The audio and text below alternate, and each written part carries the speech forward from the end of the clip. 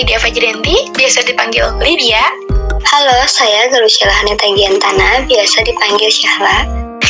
Halo, saya Afika Rizky. Halo, saya Ahmad Iyang, panggil Iyang.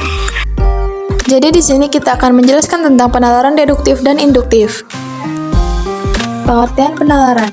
Dalam Kamus Besar Bahasa Indonesia, penalaran diartikan sebagai cara menggunakan nalar, pemikiran atau cara berpikir logis.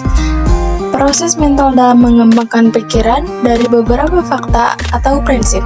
Dikutip dari buku Kemahiran Matematika tahun 2010 oleh Ilmiah, penalaran adalah cara berpikir spesifik untuk menarik kesimpulan dan premis-premis yang ada. Penalaran juga didefinisikan sebagai proses berpikir dengan menggunakan landasan logika untuk menarik kesimpulan berdasarkan fakta atau premis yang telah dianggap benar. Pengertian menurut para ahli, berikut pengertian menurut beberapa ahli. 1. Collins Dictionary, ia mengemukakan bahwa penalaran yang dikenal dengan reasoning adalah proses di mana kita mencapai kesimpulan setelah memikirkan semua fakta. 2. Ada Gelty, dalam kurung 1989, menurutnya penalaran adalah serangkaian transformasi informasi yang diberikan untuk menelaah sebuah konklusi. Atau dapat dikatakan bahwa hal tersebut adalah daya pikir seseorang dalam menarik dan menyimpulkan sesuatu. 3. Ada Kraft, dalam kurung 1985.25, ia berpendapat bahwa penalaran adalah suatu proses berpikir dengan menghubung-hubungkan bukti, fakta, petunjuk yang menuju kepada suatu kesimpulan. Ada pula ciri-ciri penalaran. Beberapa ciri-ciri penalaran sebagai berikut. Yang pertama, proses berpikir logis. Diartikan sebagai kegiatan berpikir menurut logika tertentu, pemikiran yang ditimbang secara objektif dan didasarkan pada data yang sah. Yang kedua, ada bersifat analitik. Analisis pada hakikatnya merupakan suatu kegiatan berpikir berdasarkan langkah-langkah tertentu. Kegiatan penalaran tidak terlepas dari daya imajinatif seseorang dalam merangkai, menyusun, dan menghubungkan petunjuk akal pikirannya ke dalam pola. Yang ketiga, ada rasional, yaitu sesuatu yang sedang dinalar menjadi suatu fakta atau kenyataan yang dapat dipikirkan secara mendalam. Penalaran deduktif adalah proses berpikir yang menghasilkan kesimpulan yang pasti dan benar dari premis atau asumsi yang juga pasti dan benar. Penalaran deduktif bersifat top-down, yaitu bergerak dari satu hal yang umum ke hal yang khusus. Penalaran deduktif juga disebut sebagai logika deduktif atau logika formal. Nah, selanjutnya adalah ciri-ciri penalaran deduktif. Penalaran deduktif memiliki beberapa ciri, antara lain premis atau asumsi yang digunakan harus bersifat pasti, benar, dan logis.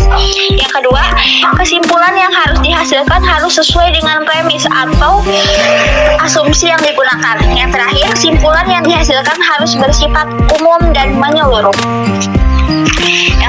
Yang selanjutnya, jenis-jenis penalaran deduktif. Penalaran deduktif dapat diberikan menjadi beberapa jenis, antara lain silogisme, yaitu penalaran deduktif yang terdiri dari dua premis atau mayor dan minor, salah satu kesimpulannya. Yang kedua, sentiment, yaitu penalaran deduktif yang terdiri dari satu premis dan satu kesimpulan. Yang terakhir, reduksi ad absurdum, yaitu penalaran deduktif yang terdiri dari satu premis atau satu kesimpulan yang menyangkal premis tersebut dengan cara menunjukkan konsekuensi yang tidak masuk akal. Selanjutnya, contoh penalaran deduktif. Contohnya yaitu semua hewan berkaki empat adalah mamalia. Kucing adalah hewan berkaki empat, maka kucing adalah hewan mamalia. Penalaran edukatif adalah proses berpikir yang menghasilkan kesimpulan umum berdasarkan sejumlah kasus atau contoh khusus. Penalaran edukatif berbeda dengan penalaran deduktif yang menghasilkan kesimpulan khusus berdasarkan premis atau asumsi umum. Ciri-ciri penalaran edukatif. 1. Berangkat dari pengamatan atau pengalaman terhadap sejumlah kasus atau contoh khusus. 2. Menggunakan atau kaidah. 3. Menarik kesimpulan umum berlaku untuk semua kasus. 4. Kesimpulan umum yang dihasilkan bersifat sementara dan dapat direvisi. Jenis penalaran edukatif. 1. Penalaran analogi. 2. Penalaran kausalitas. 3. Penalaran statistik. Contoh penalaran edukatif. 1. Saya melihat beberapa burung merpati berwarna putih. Jadi, saya menyimpulkan bahwa semua burung merpati berwarna putih. 2.